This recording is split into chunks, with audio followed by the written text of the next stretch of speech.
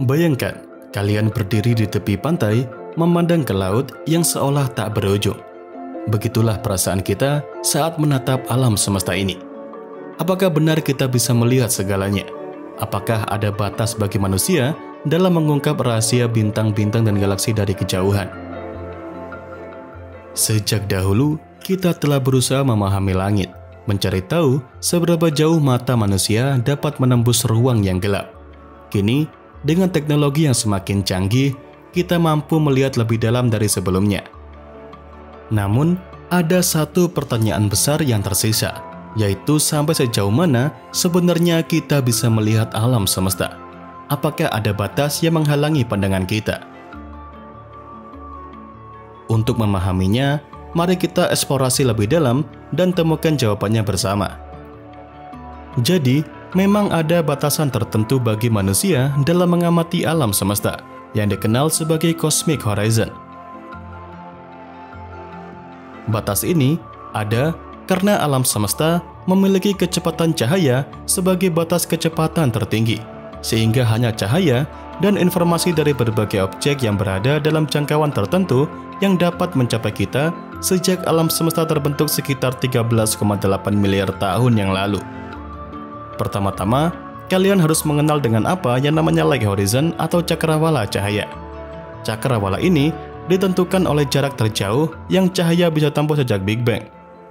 Karena alam semesta berkembang terus-menerus, benda-benda yang kita lihat sekarang berada lebih jauh dari 13,8 miliar tahun cahaya. Objek-objek terjauh yang kita amati sebenarnya berada sekitar 46,5 miliar tahun cahaya dari kita, karena ruang itu sendiri juga mengembang. Batas ini mengindikasikan seberapa jauh kita bisa mengamati secara teoretis menggunakan gelombang cahaya. Yang kedua, mari kita mengenali redshift atau peluruhan cahaya. Ketika kita melihat lebih jauh, objek-objek bergerak lebih cepat menjauhi kita, menyebabkan fenomena redshift atau pergeseran cahaya ke arah merah. Pada titik tertentu, objek bergerak begitu cepat sehingga panjang gelombang cahayanya melebihi kemampuan deteksi instrumen kita, sehingga kita tidak bisa lagi mengamatinya. 3. Ada juga latar belakang gelombang mikrokosmik atau CMB. CMB adalah sisa radiasi dari Big Bang dan menjadi titik terjauh yang bisa kita amati secara langsung menggunakan gelombang elektromagnetik. Radiasi ini berasal dari 380.000 tahun setelah Big Bang, saat alam semesta pertama kali menjadi transparan bagi cahaya. Di luar CMB, alam semesta tidak tembus cahaya, sehingga kita tidak bisa melihat lebih jauh dari itu. Yang keempat, kita tidak bisa melupakan tentang inflasi kosmik dan alam semesta terpisah. Ada kemungkinan bahwa berbagai bagian alam semesta lainnya berada di luar cakrawala pengamatan kita karena adanya inflasi kosmik yang memperluas ruang waktu begitu cepat pada awal terbentuknya alam semesta. Benda-benda yang berada di luar batas ini tidak mungkin bisa kita amati, karena mereka terpisah dari alam semesta teramati saat ini. Dan yang terakhir adalah batas teknologi dan deteksi. Selain batasan fisik, ada juga batasan teknologi. Meskipun teleskop modern seperti James Webb mampu mengamati lebih jauh dan lebih dalam, deteksi kita masih terbatas pada panjang gelombang tertentu dan kemampuan resolusi instrumen. Jadi, dari berbagai hal tadi, atau bisa kita simpulkan menjadi cosmic horizon menjadi batas pengamatan manusia terhadap alam semesta.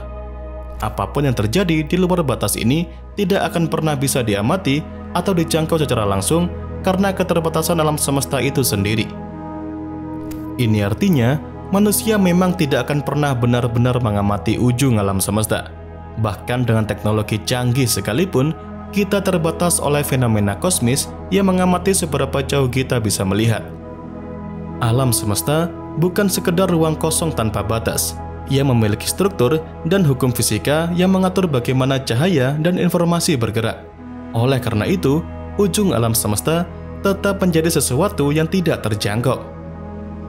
Nah, dari sini, apa sih sebenarnya yang dimaksud dengan ujung alam semesta?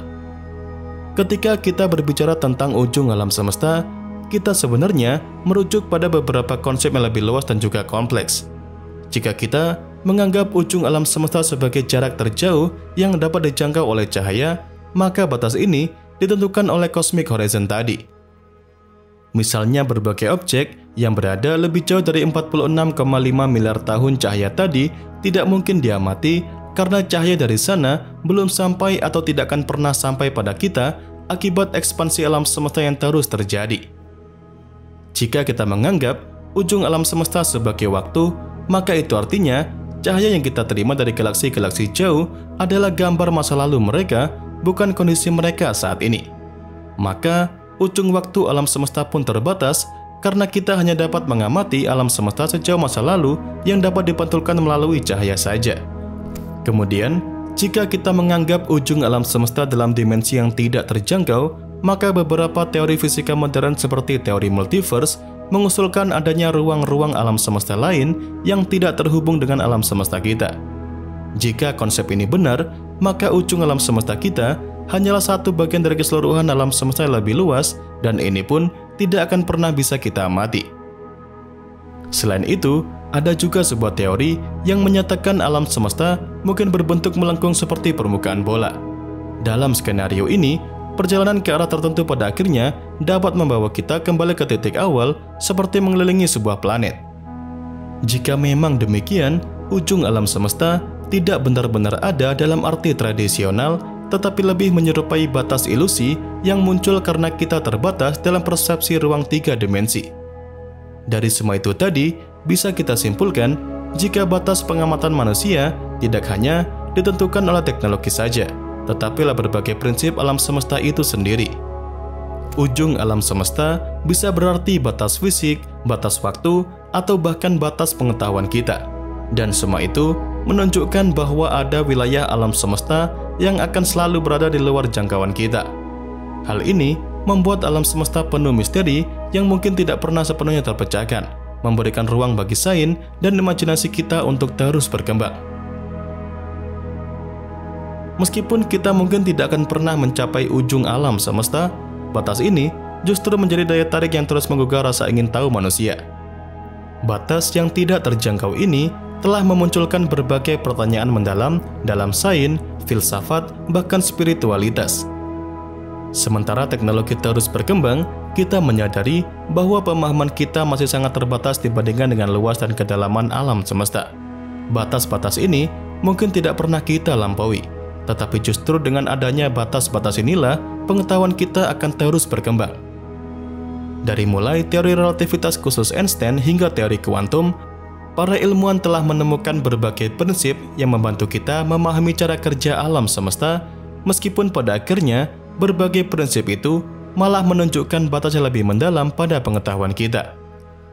Pada akhirnya, alam semesta yang tidak berujung ini mengingatkan kita semua pada betapa kecilnya kita di antara alam semesta yang sangat luas dan misterius, serta memberikan inspirasi untuk terus belajar dan juga bertanya.